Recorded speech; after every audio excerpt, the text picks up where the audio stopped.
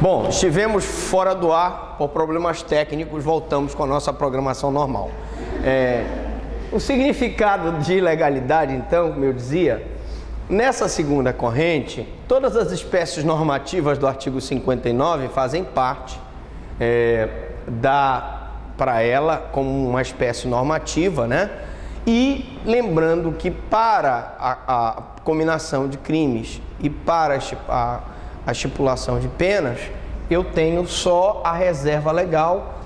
Os crimes e as penas podem ser criados com a lei ordinária e com a lei complementar, né? Eu tenho aí lei complementares do Estatuto do Idoso, do Estatuto do Desarmamento, temos aí o Código do Consumidor, Lei de Crimes contra o Sistema Financeiro, etc. Tá? Então, para essa corrente, para a segunda corrente, eu teria a legalidade como as espécies do artigo 59, sendo que dentro dessas espécies, a lei ordinária e a lei complementar são as que criam os crimes e as penas.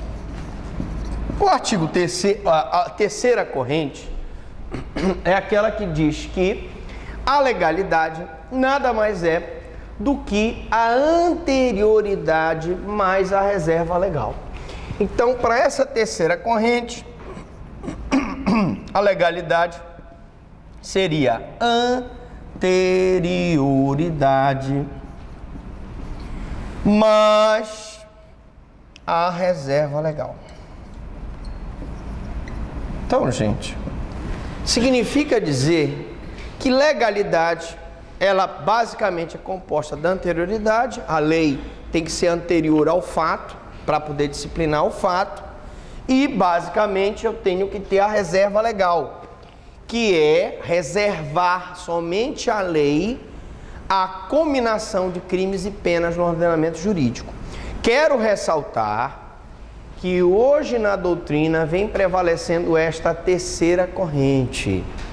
Então, se na prova for perguntado, se te explique as três correntes, você vai explicar que a primeira corrente diz que legalidade é sinônimo de reserva legal.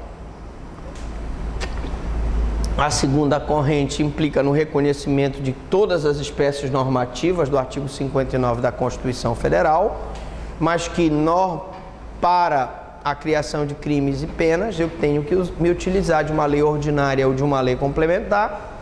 E a terceira corrente diz que, na verdade, hoje a legalidade é mais aceita como sendo a anterioridade mais a reserva legal. Tá bom? Bom, feito isso, eu vou então falar das garantias. Eu tenho que falar da garantia criminal e penal. Garantia criminal é a lei que cria e estipula os crimes. E da garantia penal é a própria lei que estipula a pena. Garantia jurisdicional, para que a pessoa seja punida, uma pena privativa de liberdade, uma pena restritiva de direito a uma multa, há necessidade de que ele seja processado perante o juiz em um processo que lhe seja assegurado contraditório e ampla defesa. Garantia penitenciária, direito penitenciário estuda a ressocialização, estuda não só a punição na penitenciária, e aí, mas também a possibilidade daquela pessoa que está submetida a um regime fechado, uma penitenciária de segurança máxima ou média, dele ser ressocializado. E a execução, né? Que é o nosso curso que nós estamos dando de execução penal e que você conhece todos os institutos da execução, não só os institutos na teoria, que, por exemplo, o livramento condicional, o SUSI, a progressão de regime, como também na prática nós vamos aprender como é que eu faço uma petição pedindo o SUSI, como é que eu faço uma petição pedindo o livramento condicional, tá certo? Mas então vamos aprofundar mais ainda esse nosso conceito. Garantia de legalidade, né? Primeiro, o princípio da irretroatividade da lei e sua execução. Então, nós já sabemos que a lei penal não retroage, salvo se for para beneficiar o réu. O princípio da taxatividade ou da determinação, que determina que quando o legislador cria né, um crime, ele precisa conceituá-lo de maneira adequada, não pode ter um conceito ambíguo, contraditório. E também nós podemos falar sobre as garantias criminais e penais de modo abrangente. Vamos lá. A lei formal é tão somente ela a fonte criadora de crimes e de penas? Então, só a lei pode criar crimes e penas.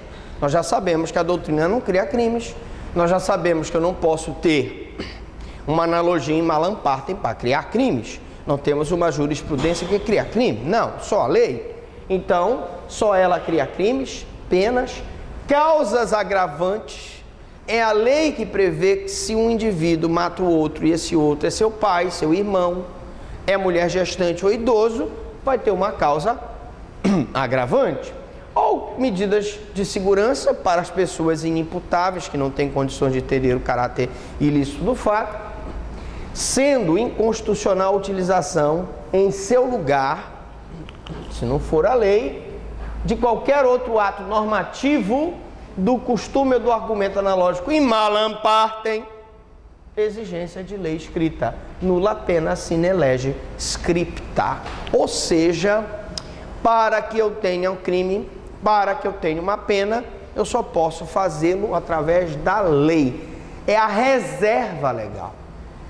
E outra coisa, é uma reserva que não tem substituto, porque a lei, ela é titular desse jogo, é ela que entra em campo e ela não tem uma reserva que possa substituí-la, tá? Eu posso ter sim a lei ordinária, que normalmente é utilizada para criar crimes, e eu posso ter uma lei complementar, que seria uma reserva da lei ordinária, mas está reservada a lei a criação de crimes e estipulação de penas.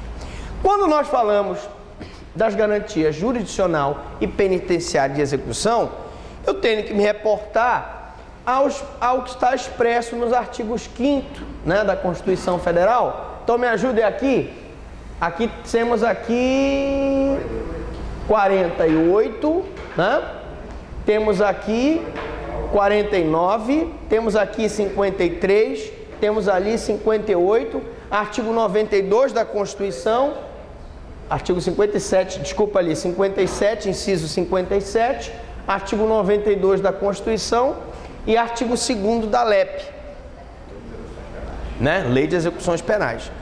Então aqui eu tenho várias garantias jurisdicional e penitenciária. Por exemplo, a pena será cumprida em estabelecimentos distintos de acordo com a natureza do delito, a idade e o sexo do apenado. Natureza do delito. Nós já vimos que aquelas pessoas que foram punidas com uma pena privativa de liberdade superior a 8 anos, ele vai cumprir um regime fechado e, portanto, numa penitenciária de segurança máxima ou média. Se a pena for maior que 4, entre 4 e 8 anos, ele vai cumprir numa colônia agrícola ou industrial. Se a pena for inferior a 4, ele vai cumprir em casa do albergado. Além disso, quando nós falamos em sexo, mulheres devem cumprir a pena no seu estabelecimento adequado e homens têm um estabelecimento adequado para que eles possam cumprir essa pena. Bom, e aí é assegurado aos presos o respeito à integridade física e moral. Nós já falamos aqui que o preso tem direito a uma indenização pelo erro judiciário. Não pode ficar preso além do limite da pena dele. É o que nós vamos ver no curso de execuções, que a gente chama de excesso, tá? E ele também não pode cumprir uma pena que ele já tem direito a outra. Ele não pode estar no regime fechado quando ele já tem direito a um regime semiaberto, é o que nós chamamos de desvio. Bom, além da indenização pelo erro do judiciário, ele também tem indenização se ele for lesionado, se ele for ofendido na sua moral. Então você, sendo constituído como advogado, você já sabe que o preso tem o direito à reparação do dano. Ninguém será processado nem sentenciado senão pela autoridade competente. uma pessoa que pratica um crime doloso contra a vida é processado e julgado pelo tribunal do júri. Se você praticou uma infração de menor potencial ofensivo, você vai ser processado perante o juizado especial. Então preste atenção que são detalhes que nós temos que explicar para você e que você deve logo aprender. Eu não posso ser processado, por exemplo, em um juízo de exceção. Nós já vimos isso na aula passada sobre a questão do juízo de exceção. Além disso, ninguém será considerado culpado até o trânsito em julgado da sentença penal condenatória. Ora, aí nós temos o princípio da presunção de inocência, ou, como o Supremo tem preferido, tem se utilizado da expressão presunção de não culpa, ou presunção de não culpabilidade. Significa que a pessoa é presumidamente não culpada até que eu tenha uma sentença judicial transitada em julgado. Para que ele seja considerado culpado, é preciso que eu tenha uma sentença judicial transitada em julgado. Muito bem, vamos continuar com o nosso curso aqui, chegando um pouquinho mais para cá. Aqui o negócio é ao vivo e a cores, então não tem corte. Vamos lá, cortou aí só para o cidadão ajeitar um pouco. O data show agora ficou bom, né? Ficou beleza. Bom, princípio da anterioridade, nós já falamos várias vezes, né? Para que haja crime, é preciso que o fato que constitui seja cometido após a entrada em vigor da lei incriminadora que o define. Então, se nós tínhamos aí uma conduta contra o idoso antes do Estatuto do Idoso, eu não podia responsabilizá-lo, teria que usar Código Penal. Se alguém constrangesse o idoso, se alguém lesionasse o idoso, se alguém enganasse o idoso, né? Retivesse, por exemplo, não existia antigamente o crime de retenção dos valores da aposentadoria do idoso. Hoje o Estatuto prevê expressamente um crime nesse sentido. Então significa que só quando o Estatuto do Idoso criou essas condutas é que eu posso tipificá-las. Quer dizer, professor Franklin, que não dava então para a gente punir o pessoal anteriormente porque não havia lei que previsse essas condutas. Sim, não havia. Então, a partir da entrada do Estatuto do Idoso em vigor, é que essas condutas contra o idoso passaram a ser punidas pelo Estatuto do Idoso. Mas não vamos nos esquecer que a lei excepcional ou temporária, embora decorrido o período de sua duração ou cessada as circunstâncias que a determinaram, aplica-se ao fato praticado sob a sua vigência. Então preste atenção. Nós já vimos que a lei temporária e a lei excepcional são leis ultrativas, né? São leis ultrativas. Então, mesmo cessado o período da sua vigência, ela continua a valer. Então, se eu tinha aqui uma lei que estipulava, nesse período aqui, de 1º de janeiro a 3 de março, que o seu Manuel não podia aumentar o quilo do feijão, a saquinha do feijão aqui, ó, né? E o seu Manuel aumenta o quilo do feijão, né? Mesmo que o seu Manuel seja punido, sentenciado só em 8 de agosto, a conduta ele praticou na vigência da lei temporária. Logo, ele é punido por fato que foi praticado na vigência da lei temporária, embora decorrido o período de sua aplicação. O mesmo raciocínio, se eu tivesse uma lei excepcional numa época de chuva, e o seu Joca vai lá, nós já demos o exemplo do Joca, e ele então se aproveita da situação para subtrair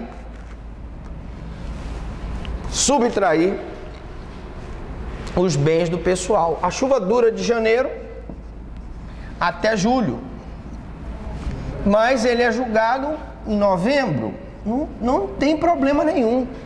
Se ele praticou o fato sob a vigência da lei excepcional durante aquele período de chuva, de enchente, ele vai responder pelo fato que ele praticou durante o período, mesmo cessado a existência da lei excepcional.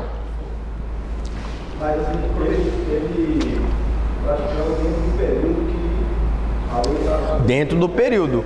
É lógico que nós já explicamos, se ele praticar aqui fora antes, ou praticar aqui depois, ele não responde por essa lei temporária. Ela só rege fatos praticados durante a sua vigência. Diga lá. Estou aproveitando esse exemplo que o senhor deu aí embaixo, considerando que surge uma nova lei em novembro, considerando que o crime que ele cometeu aí no período de chuva não é mais crime. Como é?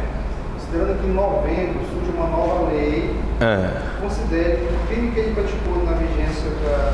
Não, na verdade, a lei posterior, ela não revogou o crime, ela apenas aqui, por uma hipótese, salvo engano, aumentava a pena, que aqui durante esse período ficou de 2 a 8 anos, e aqui, já fora da lei, a pena voltou para 1 a 4 anos. Ora, mesmo que eu tenha aí uma situação de uma lei mais favorável posterior, a lei temporária é ultrativa, ela aplica-se a fatos praticados sob a sua vigência.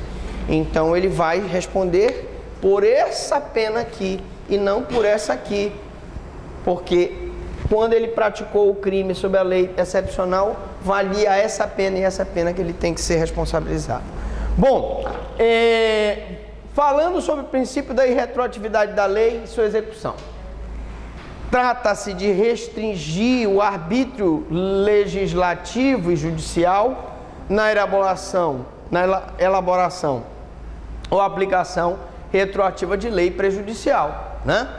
Eu não posso ter uma elaboração legislativa que vá, de forma arbitrária, violar o direito, os bens que pertencem àquelas pessoas, né? Então, esse princípio significa que a lei penal não retroagirá, salvo para beneficiar o réu. Se numa comparação entre duas leis, você percebe que uma lei ela é mais prejudicial do que a outra, ela é posterior, ela não retroage para prejudicar.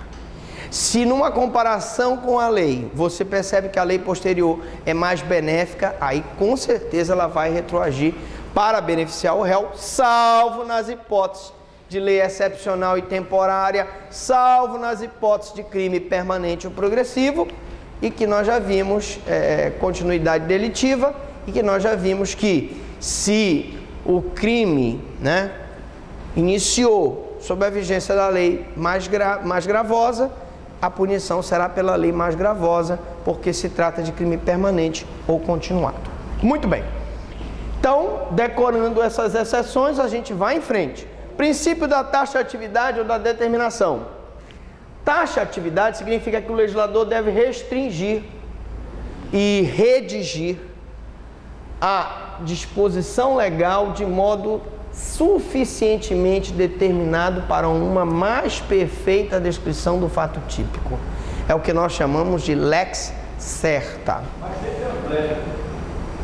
A questão toda não é que aqui, vamos concentrar aqui, não é que haja brecha. Veja bem, as brechas não estão exatamente na tipificação do crime.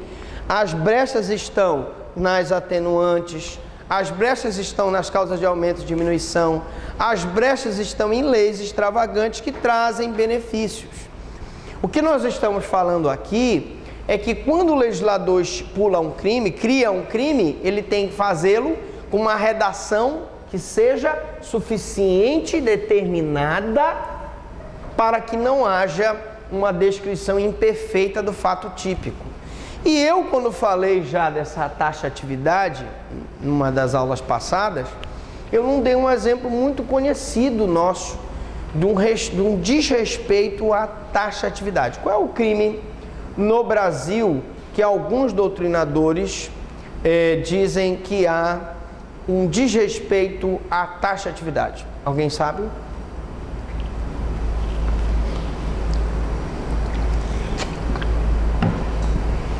Qual é? É o terrorismo, gente.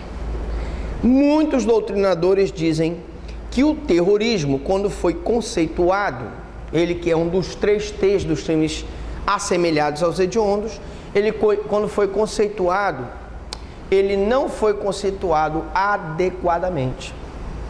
Por quê, professor? Porque, na verdade, se você pegar o conceito de terrorismo, ele conceitua atos de terrorismo. Mas o terrorismo não é simplesmente você explodir uma bomba, não é você usar de uma força militar contra o Estado Democrático, não é só isso.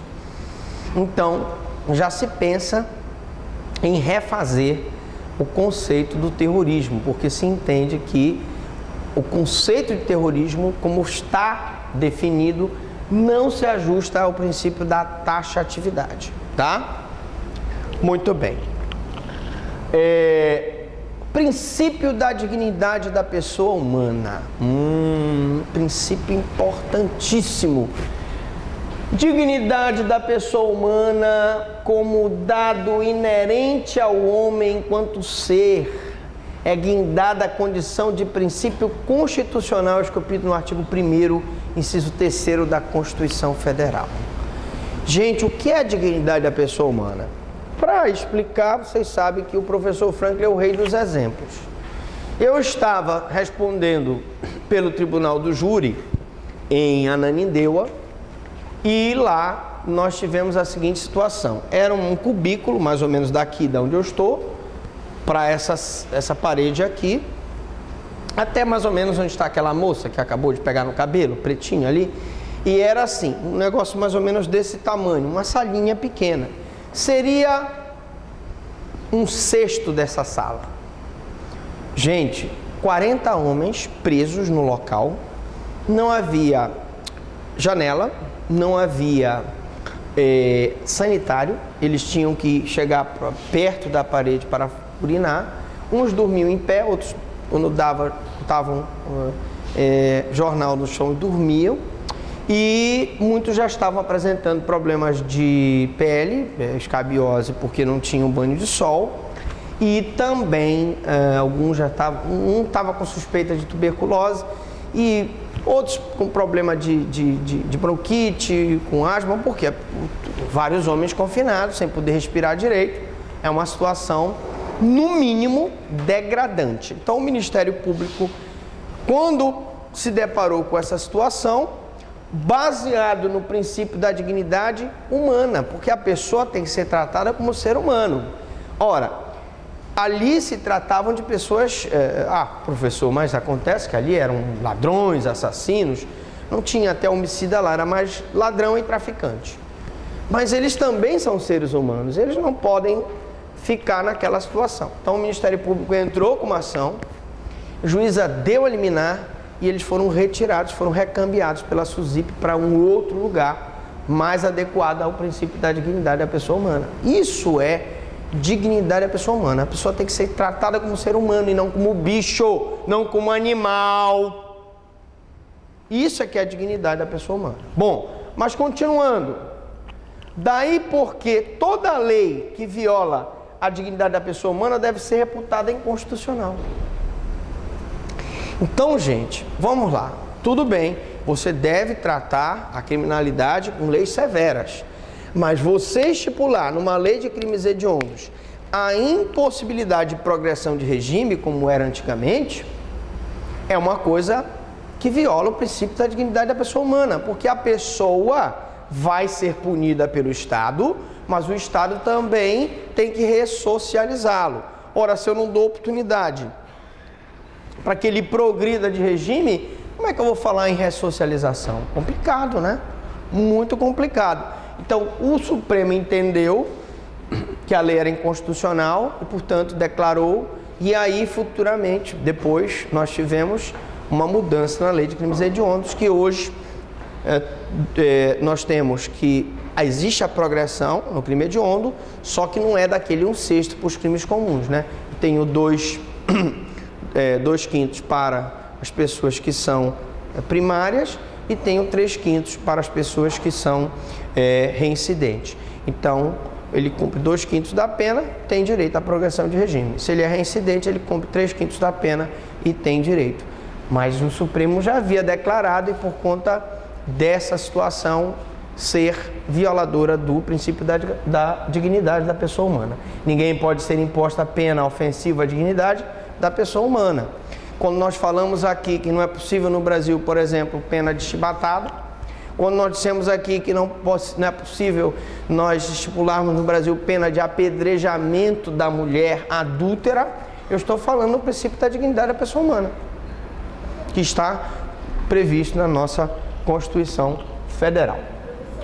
Diga! Quando eles vão cometer o crime, eles não pensam nisso também, né? Mas olha, a barbárie com que um criminoso pratica um crime não significa que uma sociedade civilizada o trate também de forma bárbara. Não se justifica. Nós temos sim que puni-lo, segregá-lo do meio social e tentar, se assim for possível, recuperá-lo. Mas eu quero te dizer que mesmo ele seja sendo criminoso, mesmo seja um estorvo para a sociedade, um crápula, ele tem o direito de ser tratado como ser humano. Ele não pode ser tratado como um animal, como querem algumas pessoas. Às vezes a revolta, né, de alguns familiares que são vítimas é justificada, mas eu não posso admitir que uma sociedade civilizada, em que existem princípios, a pretexto de dar uma reciprocidade dessa barbárie, aplicar o mesmo princípio ao criminoso. Quer dizer, ele é bárbaro também, a minha sociedade então vai ser bárbara. Ele responde com a bala e com a violência, eu vou responder com 2 balas e 3 vezes mais violência. Não é por aí que eu acho que a gente vai resolver o problema.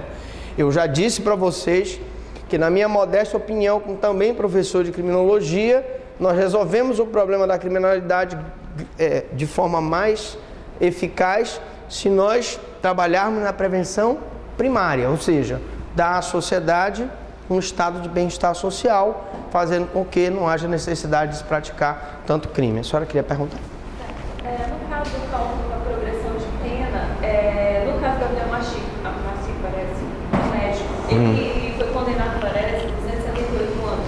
Como funcionaria? Ele vai ficar com anos preso? Ela quer saber como ficaria o cumprimento de pena do Abdel Maci.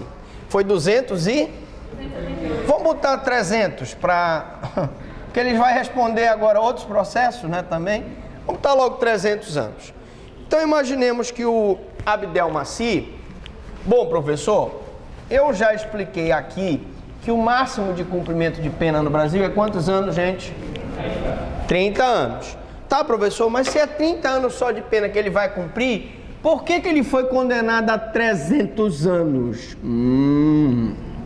É porque, para que ele seja beneficiado com a progressão de regime, o estupro é um crime hediondo, certo? Ele praticou vários estupros.